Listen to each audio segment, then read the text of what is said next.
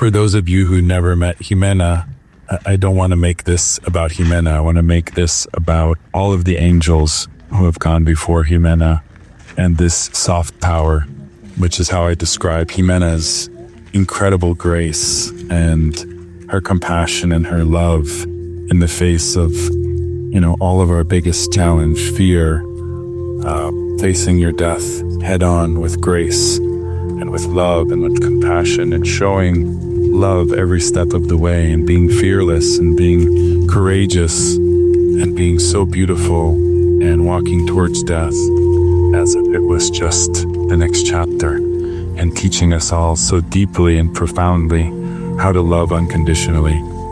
Ximena was my greatest teacher, although she said cancer was her greatest teacher.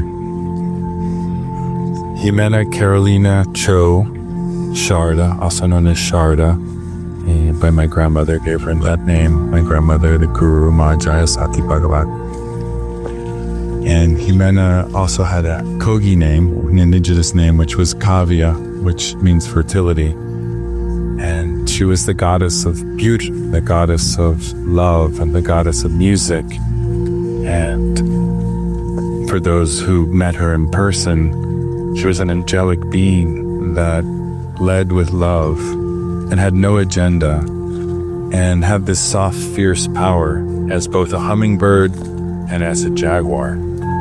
She was extremely, extremely protective of her flock, of her husband, of her family, of her soul family, of her mission, of Mother Earth, Pachamama, indigenous brothers and sisters who steward all of this beautiful, sacred earth. And she was not only a child of the earth, but a mother of the earth and a mother to all of us. Calling all angels, here to guide me, here to guide me. Come. My Burning Man name is the Naughty Buddha, and she was an angel. So you can imagine the love story that we had and the mischief that I caused and continue to cause and will always continue to cause as the mischief with Naughty Buddha. And she said, by the way, she said, I don't want people crying over me when I pass away. She says, I want people dancing and celebrating. And so I don't want to make this a sad occasion. And Ximena would never want this much attention. If you know Ximena, it was not about her at all. She was very embarrassed. And this photograph that's circulating on the altar of this divine goddess, both inside and outside, that just emanated pure love and compassion. She loved to have a good time. She loved to be with her community, and she loved to elevate each and every person that was around her. And she had this beautiful way of not ever judging or condescending anybody, but really inspiring you to be the best version of yourself in such a beautiful way that was very unique.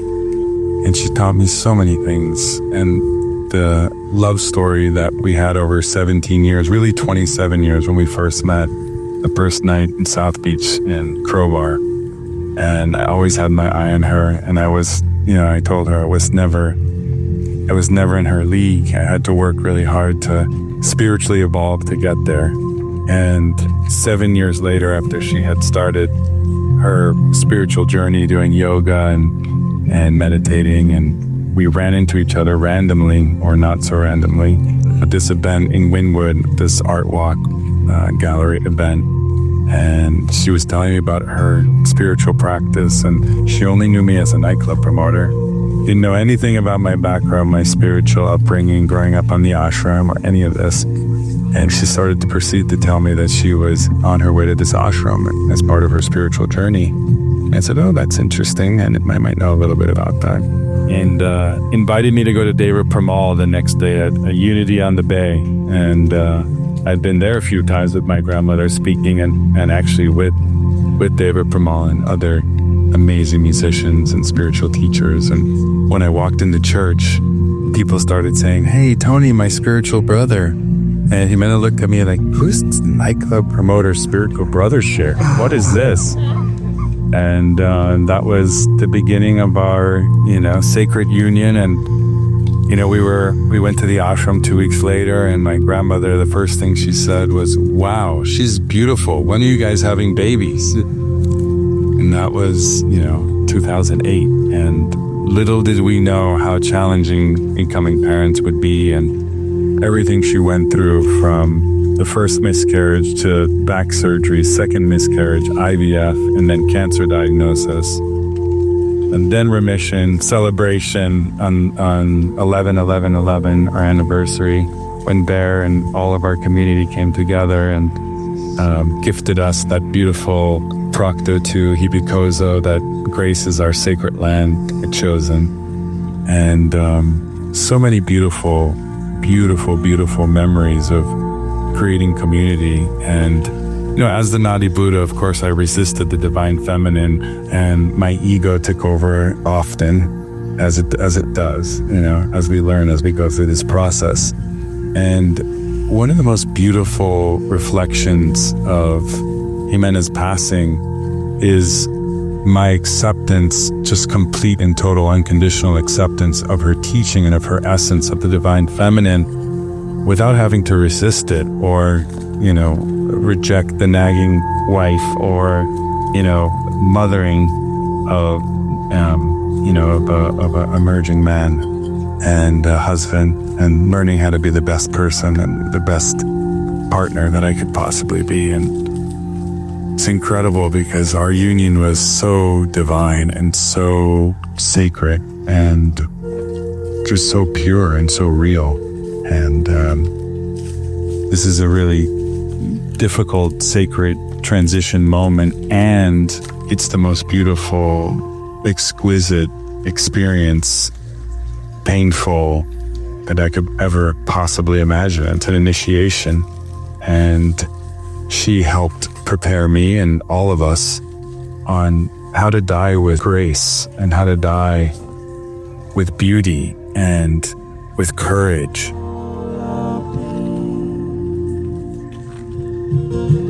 All that's born,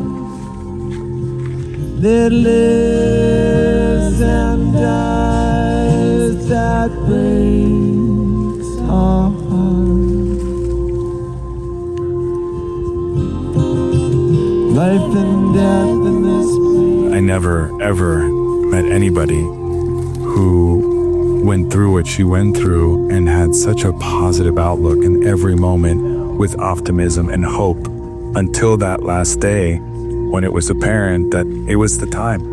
It was the time. It was the Sunday before she passed, and we watched our last sunset together. And her last wishes on this earth was for peace on earth, peace in our hearts as humans, that we could come together and unify and shed all of our shadow and our differences. And she hated the idea of competition, didn't understand it, and wanted us to protect Mother Earth. Those were her three wishes. Not anything for herself, not anything for her family. Of course, she wanted me to be okay and to be happy and be thriving. And she wanted just there to be love, there to be this divine love in the world. And he talked about how she wanted to transition whom around her, white roses, white lilies, rose oil. And our shamans showed up, that are the most beautiful people, Jesus and Teresita. We did a 5-hour ceremony of medicine songs together, holding her, whispering affirmations in her ears and massaging her feet and oiling her body with rose oil. It was such a sacred ritual, and she was inspired by my grandmother's passing 12 years earlier, where we had 800 people chanting kirtan and mantras in the temple, and she was surrounded by her children and grandchildren, including Ximena. And Ximena got to bear witness to the sacredness of how the Hindus celebrate death and transition, and how beautiful it is, and how there's chanting and singing and laughing and crying and everything all at once. And she really was inspired by that and really wanted to embody that in her own transition. And she got what she asked for. And I'm just so grateful that I could be there to walk her home. It's the biggest gift I've ever received. And I hope each and every one of you have that blessing in your life. It's the most important thing that we can hope for one another, that we're there for one another. And that's all Ximena wanted, is that unity, that compassion, that love, and that connection to Pachamama.